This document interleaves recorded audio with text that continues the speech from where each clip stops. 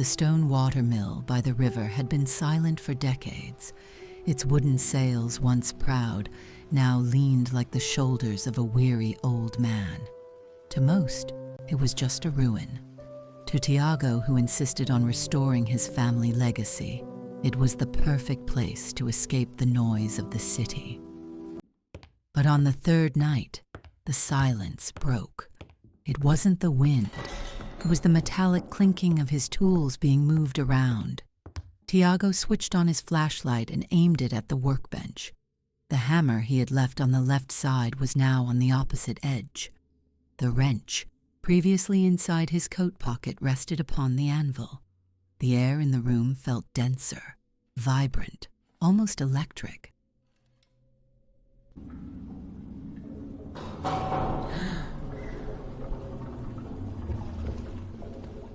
Está aí alguém?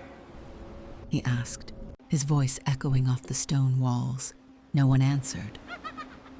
Only a sharp laugh, quick as the beating of a bird's wings, echoed from behind the empty flour sacks. Tiago hesitated, but curiosity outweighed fear.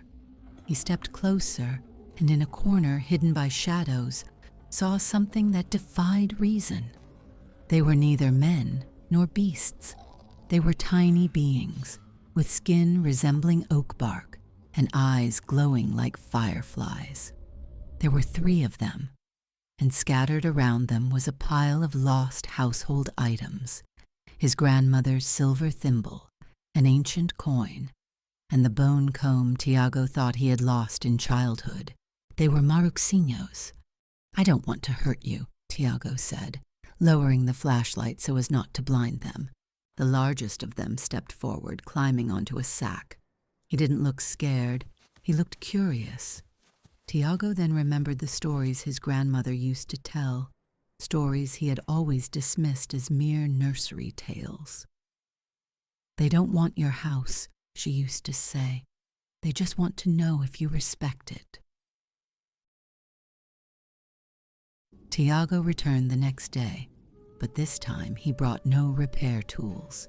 He brought a little honey, a piece of cured cheese, and a small bowl of milk. He left them in the corner of the mill and stepped outside, closing the door behind him. During the week that followed, the impossible happened. The floorboards that Tiago had tried to adjust for months without success were found fitted together perfectly. The mill's gears, jammed by decades of rust, seemed to have been lubricated by invisible hands. The mill wasn't just being restored, it was being welcomed. Tiago learned a valuable lesson that summer. The world does not belong solely to those who build upon it. It also belongs to those who dwell in its shadows.